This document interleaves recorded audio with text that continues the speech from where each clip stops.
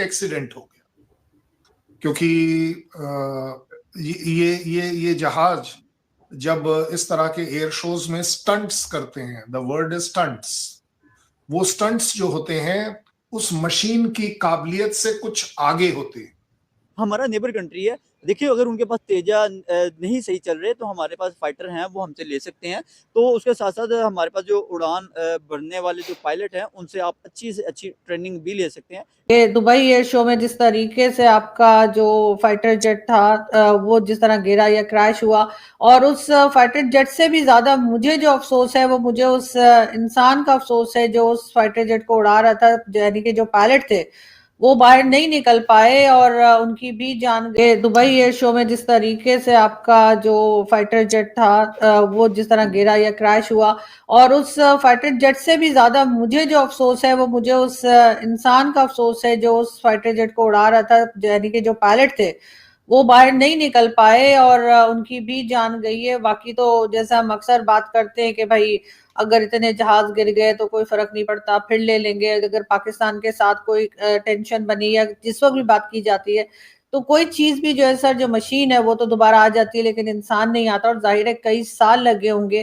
उन पायलट को ये तमाम चीजें सीखने में, पढ़ने में और यहाँ तक पहुंचने में कि वो इस तरह से फाइटर जेट को उड़ा पाए। आप किस तरह देख रहे हैं सर इस एक्सीडेंट को? और साथ ही साथ कई लोग भारत से जो है वो ट्वीट भी कर रहे हैं, और उनके ट्विटर को अगर मैं देखूं तो उनका ये कहना है कि जो एयर चीफ है उनको रिजाइन कर देना चाहिए। उन्होंने इस तरह की भी बातें लिखी हैं इंडिया से कि अब कि ये जो गलती है ये बेसिकली जो है वो एयरफोर्स की है और उनको रिजाइन करना चाहिए। ऐसे कैसे कि तेजा उनका गिरा है। लेकिन देखिए उस चीज़ का हमें बहुत ज़्यादा सदमा भी है, दुःख है। देखिए हमारा नेबर कंट्री है। देखिए अगर उनके पास तेजा नहीं सही चल रहे तो हमारे पास फाइटर हैं, वो हमसे ले सकते हैं। तो उसके साथ-साथ हमारे पास जो उड़ान भरने वाले जो पायलट हैं, उनसे आप अच्छी से अच्छी ट्रेनिंग भी ले सकते हैं। लेकिन डेफ़िनेटली कि आपका एक बड़ा लॉस है कि आप दुनिया के सामने अपना जो तेजा था वो आप दुनिया के सामने शो करते हुए होममेड। और अभी आप गूगल पे सर्च करके देखिए जो तेजास हैं, दे आर कह लें कि मोर मेड इन रिलायंट इंडिया है ना, ज़ाहिर बात है। Then JF-17। और अगर इनके वो कह रहे हैं कि एक्सपेंसिव पड़ते हैं इंडिया पाकिस्तान को इंडिया को JF-17, बिकॉज वो रशिया से इंजन मंगवाते हैं उसके। देखिए डेफिनेटली कि इंडिया को उस चीज़ का बेनिफिट है कि वो होममेड बना रहा है, लेकिन उसके साथ साथ कहीं ना कहीं पाकिस्तान को भी बेनिफिट है। पाकिस्तान भी जो F-17 थंडर का जो उसका जो इंजन है वो भी रशिया से आता है। आपको ये आइडिया हो, अगर आप इस चीज़ के बारे में सर्च करें तो आपको पता हो जाएगा। लेकिन हम बेशक चाइना की हेल्प से उसे बनाते हैं, लेकिन हमारा भी मेड इन पाकिस्तान है।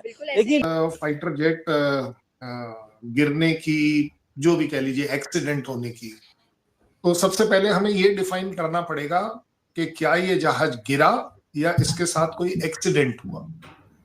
ये मेरा अपना सोच है, एनालिसिस है कि ये एक एक्सीडेंट हो गया, क्योंकि ये जहाज जब इस तरह के एयर शोज में स्टंट्स करते हैं, द वर्ड इज स्टंट्स, वो स्टंट्स जो होते हैं उस मशीन की काबिलियत से कुछ आगे होते हैं। अगर उस मशीन की काबिलियत है, बाई चांस एक एग्जांपल दे रहा हूं, कि वो 700 किलोमीटर प्रति घंटा की स्पीड पर चले, तो उस समय वो पायलट उस मशीन को मैक्सिमम पर चलाकर कोशिश ये करता है कि वो 710 पर चले, 720 पर चले, कि ये है कैपेसिटी। इसी तरह जो इंसान की, उस पायलट की कैपेसिटी है, अगर उस पायलट की कैपेसिटी को अगर 10 के फिगर पर आंका जाए तो वो अपना 10 आउट ऑफ 10 नहीं देना चाहता।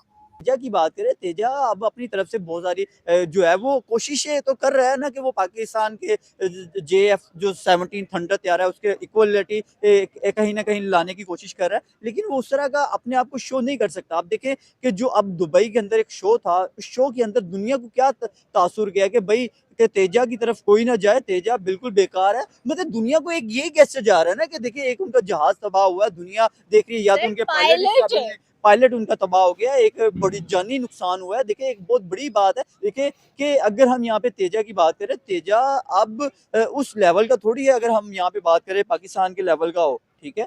तो मैं यहाँ पे बात करूँ पाकिस्तान के पास जो JF-17 थंडर तैयारे हैं वो दुनिया में एक लोगों ने उसकी डिमांड की है, कंट्रीज ने उसकी डिमांड की है, एक अच्छी पोजीशन पे है यहाँ पे अगर आप बात करें। लेकिन यहाँ पे अगर तेजा के साथ साथ उनके पायलट्स की बात की जाए तो कहीं ना कहीं उनको पाकिस्तान की ट्रेनिंग्स की ज़रूरत है। मैं तो ये कहूँगा कि उन्हें पाकिस्तान के जो पायलट हैं उनसे ट्रेनिंग लेनी चाहिए। सर लेकिन IAF जो इंडिया की एयरफोर्स है उसने तो चाइना को पीछे छोड़ दिया, 3rd नंबर पर लीड कर रही है।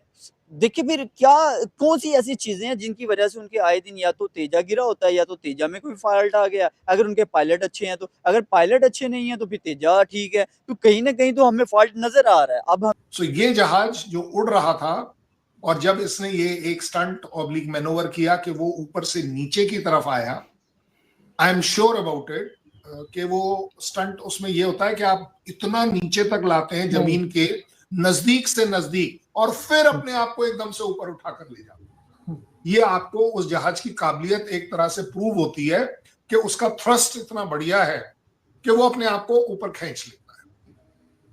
सो ऐसे समय में अगर कोई सेफ्टी लिमिट्स की बात करे कि जी जमीन से 100 फीट ऊपर से आप उसको ऊपर लेते हैं, अब होता यही है कि उस स्पीड पर एक तो उस जहाज की स्पीड, जहाज के वेट के हिसाब से ग्रेविटेशनल पुल, ये सारी चीजें अगर आप कैलकुलेट करें तो वो स्पीड जो होती है वो नॉर्मल अगर 700 की उसकी काबिलियत है तो मे बी वो 800 किलोमीटर प्रति घंटा के उससे हो जाता है। और उसके बाद उसने अपने आप को उठाना है ऊपर जो मैनोवर के पॉइंट ऑफ व्यू से। इसमें मेरे को जो विजिबल दिखता है कि वो नीचे तो आया लेकिन जब तक अपने आप को वो ऊपर उठाता तब तक वो जमीन के साथ मिल गया।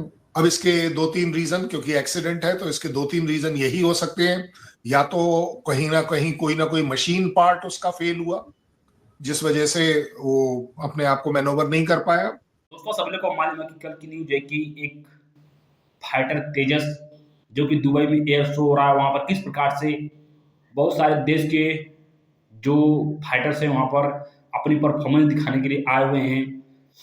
वहां पर हमारा तेजस भी गया था जो कि फुल्ली नहीं 70% कह सकते हैं मेड इन इंडिया है, क्योंकि उसके कुछ इंजन पार्ट जो है कि यूएसए से आते हैं और बाकी सारे जो है भारत खुद मेक इन इंडिया पर बनाता है। दोस्तों गलती क्या हुई, क्योंकि आप सभी लोग को मालूम है कि अक्सर फाइटर्स जो होते हैं वो क्रैश हो जाते हैं और कल क्रैश हुआ जिससे कि एक जवान की डेथ हो गई।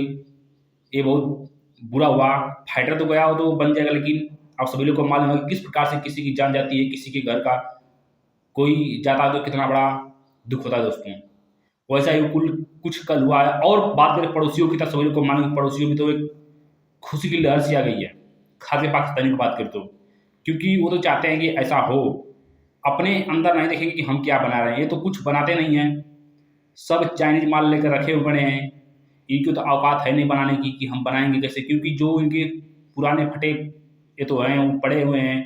और भारत अपने दम पे अपने बलबूते बना रहा है कोई फाइटर, जो कि होता है बताया जाए कि 9-10 साल में 2 बार एक क्रैश हुआ। और पाकिस्तान का जो J-17 थे थंडर जो बता रहे हैं वो तो हमको लगता है 10 साल में 50 बार क्रैश हो चुका है। आप सब दूसरों से क्या राय कमेंट जरूर मिलते इसको नेक्स्ट वीडियो में।